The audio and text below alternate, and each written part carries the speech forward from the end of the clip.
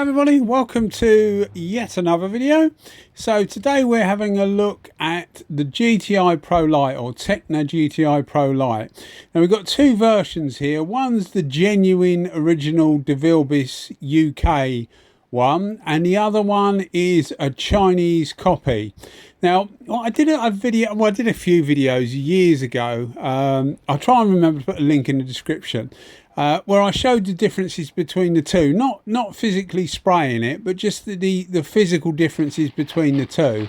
And I got quite a few remarks. Some of them are still there, I think. I haven't actually looked for ages, but I got quite a few remarks, and some of them were you know, oh, it sprays just as good as the original, etc, etc. Basically saying that a lot of what I was saying didn't really matter because the guns, to all intents and purposes, are the same.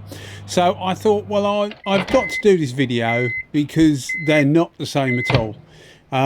You'll see in a minute the pattern is completely different. We're using this for clear coat, but the same applies for base coat as well.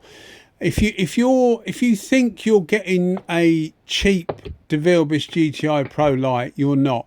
You're getting a spray gun that will function and will work reasonably well. For how long is a big question mark. I've heard of a lot of people say that the seals go on these, etc, etc. The only problem I've had 3 of these. I sold one. I've got 2 left, a black one and this gold one. The only problems I've had is that as they get older, the tip needs to be done up tighter, because otherwise you get a bubbling through the pot, because the seal isn't actually very good. It has a similar sealing arrangement. Again, if you look at the video, I will put it in the description. If you look at the video, you'll see what I mean. There's a black white gasket, and that's compressed down, and that seals that tip. And you'll find that on the non-genuine one, it creates quite a few problems unless it's done up quite tight. And it's just, the whole thing is just, it's a lot heavier. It's just nowhere near as good, made as good. Now, or as well made, made as good. That's not even proper English, is it? As well made. So what I thought I would do is, you'll see the 2 different patterns. The first one we've got up now is the original. Another thing you'll actually, it was a different video, so I'll try and remember to put a link in that. All the caps on these Chinese GTI Pro Lites, they'll say different things. They'll say TE20. Normally you get TE20 and T110, but they're exactly the same. They've just got different markings on them. They're exactly the same. So all the caps are the same.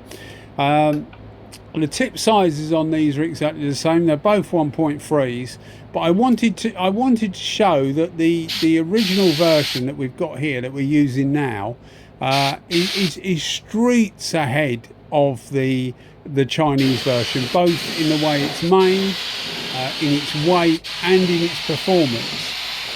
You can get reasonable results with the copy. I chose to do this video with both of the guns fully open, so full fan, full fluid, as I say, 1.3, the same clear coat. This is U-Pol clear coat, so it's not a particularly good clear coat. It doesn't flow out particularly well, but it's something I've used for years, and I use it a lot in these videos. So most of the time I will keep on using that, because otherwise it's an unfair advantage for a gun to use a better clear coat, I think anyway. You know, I've got to get my head around it. No doubt when I eventually run out of the stuff, because I bought loads of it, but eventually when I run out of the stuff, I will standardise on something that's a bit better. But you know, for the moment, that's what I'm using. And I just wanted to show that you can get really, with the T110, it's recognised in the Devilbiss catalogue as being for the flattish finish. So originally, like custom car makers, bike makers, etc. would use this because it gives you, as you can see now, a super flat finish. So I thought, well, I'll pit that up against the copy, because the copy I'm using also has supposedly a T110 cap, and it's actually not. It's somewhere in between. It's more like a HV25 or TE25, I think they call it in the US. The way it's designed is more like that, but it's not a T110. But you'll also see in a second when we get to doing the spray out, just to show you the pattern is completely different. You couldn't think of two different patterns. What it does is it gives you a much wetter center weighted pattern, and that's not as good. I don't think that's as good for a beginner. Now, as I say, I use this on full fluid, and it keeps the amount of fluid released by the needle goes up to about 5 full turns out. So turn it all the way in, and then you turn it out 5 times, and you'll find that the needle will still be going back on the trigger till about 4 3/4, 5 times out. So it's letting more fluid through all the time that you're getting that movement on the trigger as you're winding the adjuster out. So I found that the best way to use this, if you want the best results, is about 3 turns out, because it's too much fluid for it. If you have it on full fluid like I'm using it in this video, it's just too much fluid for it. But I thought it'd be a really good way of showing people that these things are so different. The other one, the original one on full fluid, is really controllable, does a really good job. This thing, you'll see that I have to spray faster, and you'll also see at the end there's a little bit of sag, because I hadn't used these panels for I'd keep these 2 panels for like shootouts, I call it a shootout, between the 2 different spray guns. And I like doing these comparison videos, but I hadn't done any for about 7 months. You may see them put up every now and again, but they're just ones that I've already done. And at the end, you'll see that I put the panels out, and I couldn't quite remember how. I put them on a bench, and I couldn't quite remember how they went on there anyway.